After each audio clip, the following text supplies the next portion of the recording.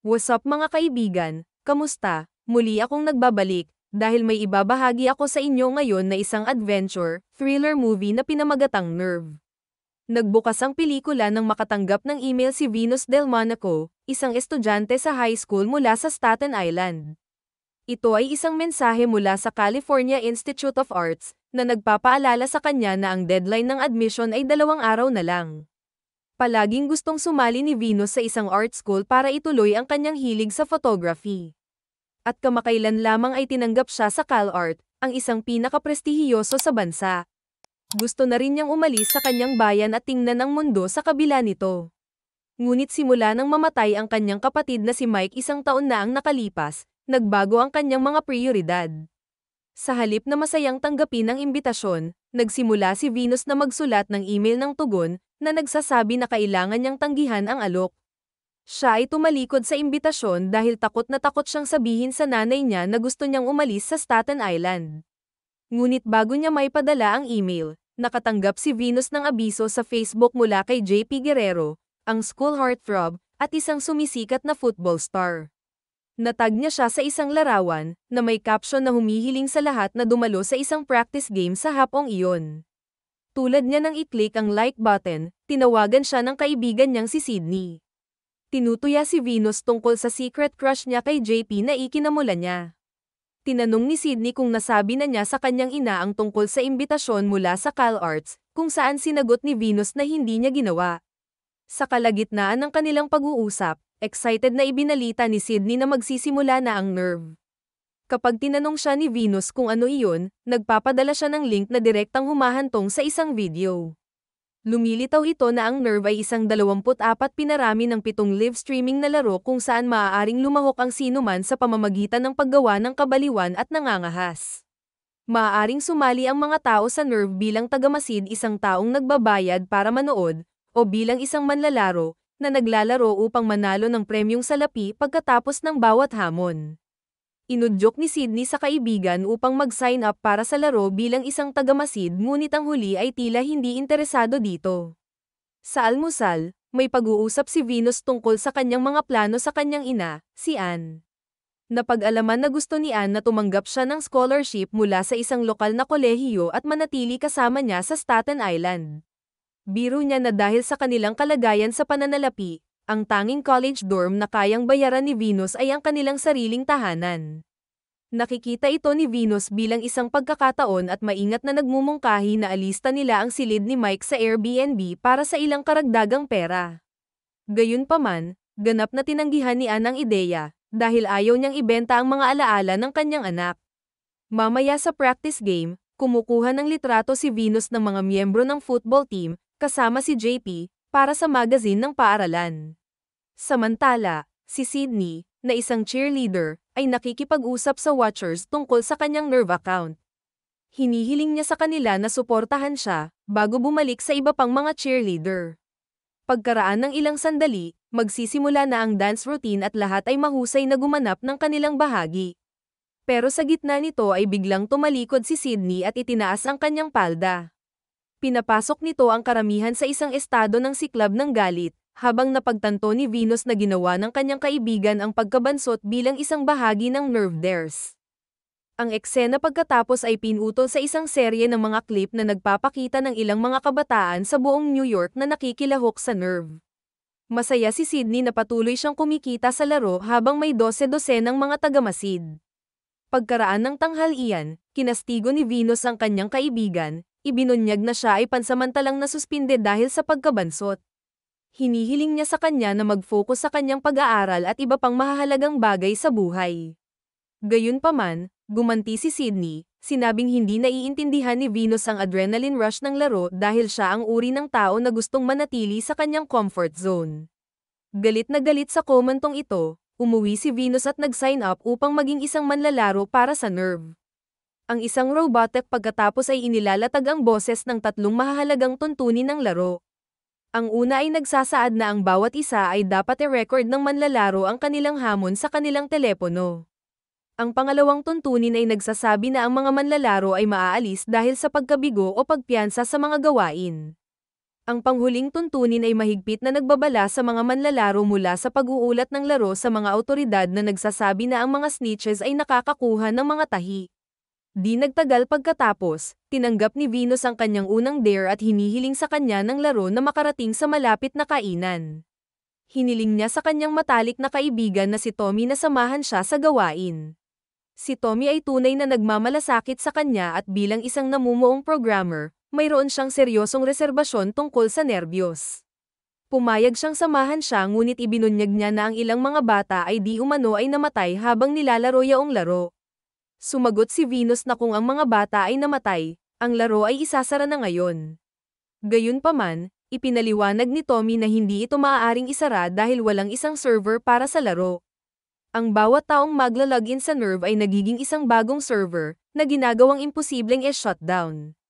Pagkaraan ng ilang sandali, nakarating sila sa kainan at nalaman ni Venus na ang kanyang unang dare ay humalik sa isang estranghero. Kakailanganin niyang gawin ito sa loob ng 5 segundo at ang reward ay $100. Si Tommy ay sinusubukang gawin ang best niya para ma-discourage siya ngunit binaliwala siya at kinausap nito si Ian. Kasalukuyang nagbabasa ng libro ang huli kaya sinubukan siyang tanungin ni Venus tungkol dito. Masaya si Ian nagsimulang magpaliwanag ngunit hindi na makapaghintay si Venus at sinurpresa niya ito ng halik.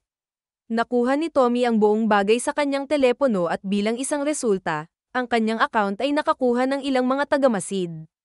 Ang $100 ay idineposito din sa kanyang account na nagpapasaya sa kanya. Makalipas ang ilang sandali, napansin ng magkakaibigan na kumakanta at sumasayaw si Ian sa paligid ng kainan. Ito ay nagpapaunawa sa kanila na siya, din, ay isang Nerve player. Si Ian mismo ang lumapit sa kanila at ibinunyag na inutusan siyang pumunta dito sa pamamagitan ng laro. Pagkatapos ng maikling pagpapakilala, pagkatapos ay nagpa siya silang pumunta sa kani-kanilang landas. Ngunit bigla na lang, nakuha ni Ian ang kanyang bagong dare para sa pag-downtown nila ni Venus.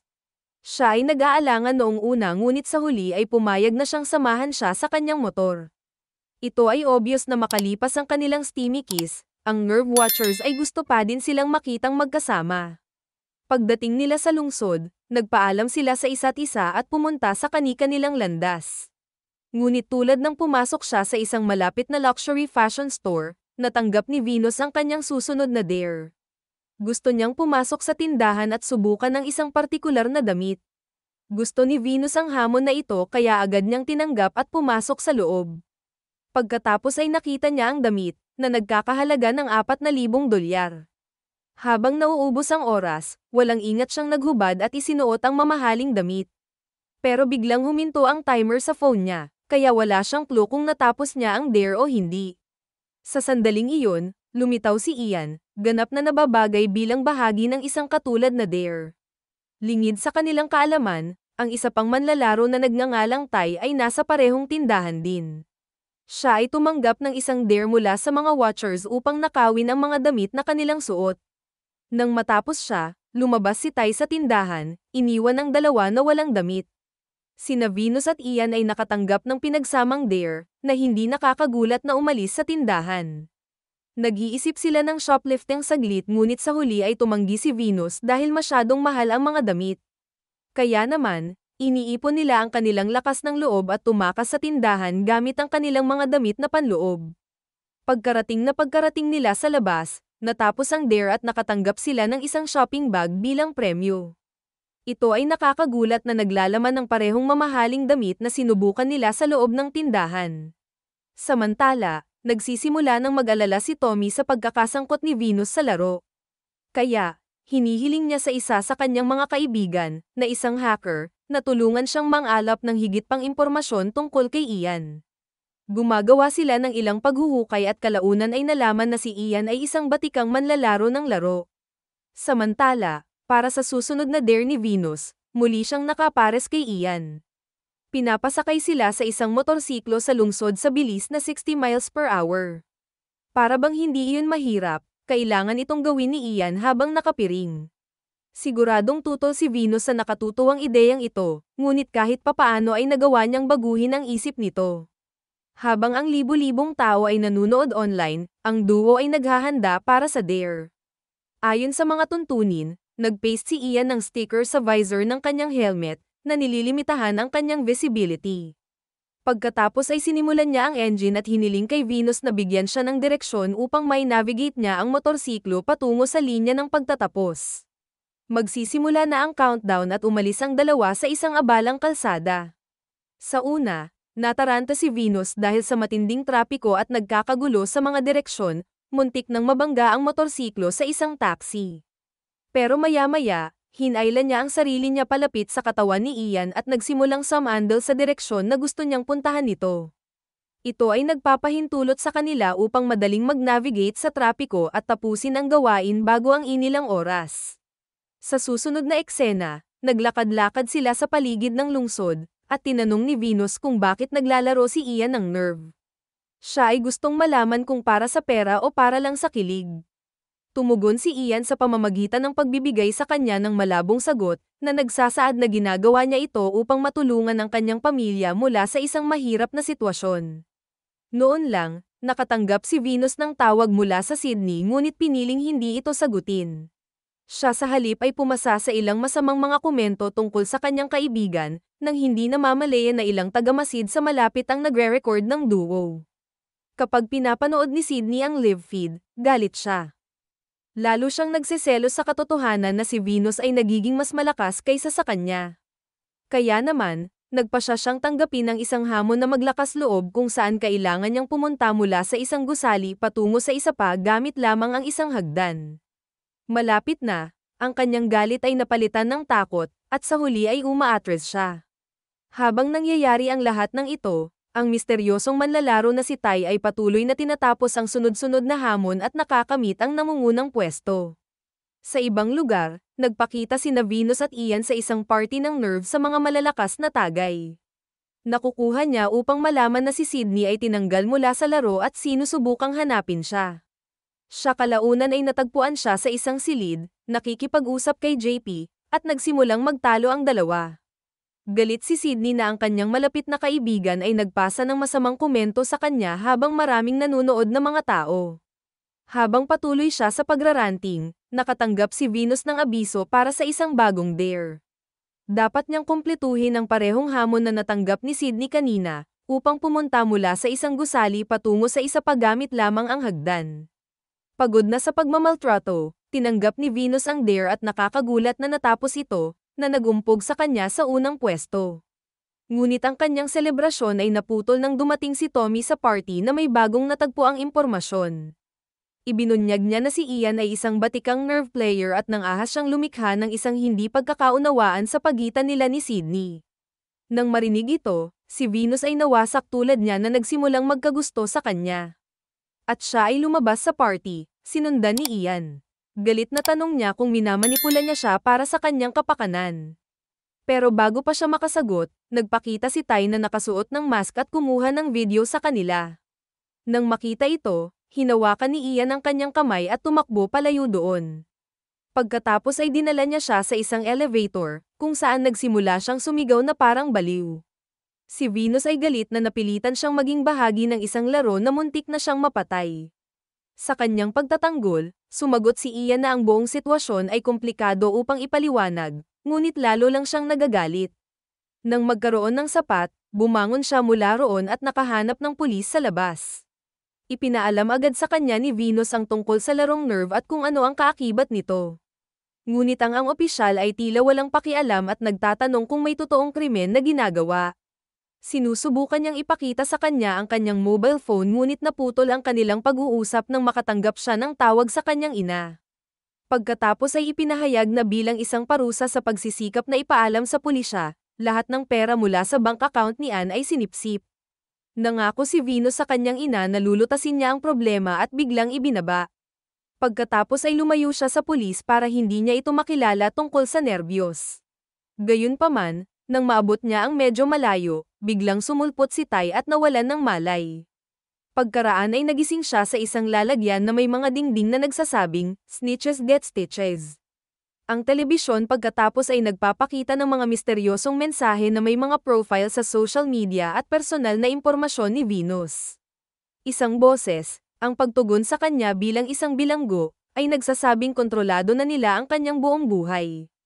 Gayunpaman, binibigyan nila siya ng isang paraan palabas sa pamamagitan ng pagkapanalo sa huling round. Pagkatapos ay inutusan si Venus na pumunta sa Staten Island Ferry kung saan hahanapin siya ng mga manunood para sa panghuling dare. Sa ibang lugar, si Tommy at ang kaibigan niyang hacker ay sinisikap na masira ang code ng Nerve para matapos na nila ang lahat ng kabaliwan. Sa susunod na eksena, magsisimula ang panghuling dare nang makarating si Venus sa lancha, at nakamaskarang inabot sa kanya ng Watcher ang isang baril. Kailangan niyang makipagbarilan hindi sa iba kundi kay Ian, na nabigyan din ng baril. Kung sino ang unang bumaril, siya ang mananalo sa laro. Si Ian, na nagi-guilty para sa paggamit sa kanya, nagmamakaawa sa kanya na tapusin siya, ngunit tumanggi siya. Habang dumadaan ang mga segundo sa orasan, nagsisimula ng uminit ang kapaligiran sa lancha. Ngunit pareho sina Ian at Venus ay hindi nang ahas barilin ang isa't isa. Nakatayo lang sila doon, iniisip kung anong gulo ang pinasok nila. Biglang nagpaputok ng babala ang isang lalaking nakamaskara mula sa karamihan. Kapag nasa kanya na ang atensyon ng lahat, inanunsyo niya na siya mismo ang kukumpleto sa dare. Pagkatapos ay tinanggal ng lalaki ang kanyang maskara, ipinahayag ang kanyang sarili bilang si Machine Gun Kelly aka Ty. Sinusubukan ni Venus na makiusap sa lahat ng natipon doon, nagtatanong kung gusto nilang magpatayan ang mga manlalaro. Itinuturo din niya ang kanilang pagkukunwari, na nagsasabing dapat nilang tanggalin ang kanilang mga maskara at panagutin ang kanilang mga aksyon. Pero ang kanyang mga pagsusumamo ay nabibingi habang ang mga manonood ay nasa sabik na makakita ng ilang aksyon ngayon. Sa ibang lugar, dumating ang nanay ni Venus kung nasaan sina Tommy, Sydney, at ang hacker. Pagbabanta niya ay tatawagan ang mga pulis kung hindi. Sasabihin sa kanya kung ano ang nangyayari. Ngunit maaari lamang siyang manood ng walang magawa habang binaril ni Ty si Venus, ibinagsak siya sa lupa. Agad na sumugod si Ian sa kanya at sinusubukang gisingin siya ngunit walang epekto. Nagbabago rin ang mood sa lancha, at lahat ay manhid. Sa sandaling iyon, ang kaibigang hacker ni Tommy sa wakas ay namamahala na baguhin ang code ni Nerve. Agad silang nagpadala ng mensahe sa lahat ng mga manunood, babala sa kanila na sila ay mga aksesorya sa pagpatay. Ito sinenyasan silang mag-sign out sa kanilang mga server, na pinapatay ang Nerve minsan at para sa lahat. Sa resulta ng insidenteng ito, lumapit si Ty sa isang wasak na si Ian. Ang huli ay biglang humawak sa isang baril at itinutok sa kanya. Pero bago pa siya makagawa ng katangahan, nagising na si Venus. Sa isang nakakagulat na pagliko ng mga pangyayari, napag-alaman na si Venus at Ty ay lihim na nagsama. Nagkaroon sila ng dalubhasang pagsigawa ng kanyang pagpatay gamit ang mga peking bala upang takutin ang mga watchers na tanggalin ang kanilang mga account sa nerbiyos. Ang detalyadong planong ito ay isang kabuuang tagumpay dahil ang bawat solong server ay sarado na ngayon. Sa huling eksena, umalis sina Ian at Venus sa lokasyon ng huling dare. Nagtatapat siya sa kanya na ang tunay niyang pangalan ay Sam. Lingid sa kanilang kaalaman, palihim silang ni-record ng isang tagamasid mula sa malayo. Mag-subscribe para sa higit pang mga video na tulad nito, at huwag kalimutan mag-like, comment, share at i-on ang notification bell para matulungan ang aming channel. Hanggang sa muli, salamat!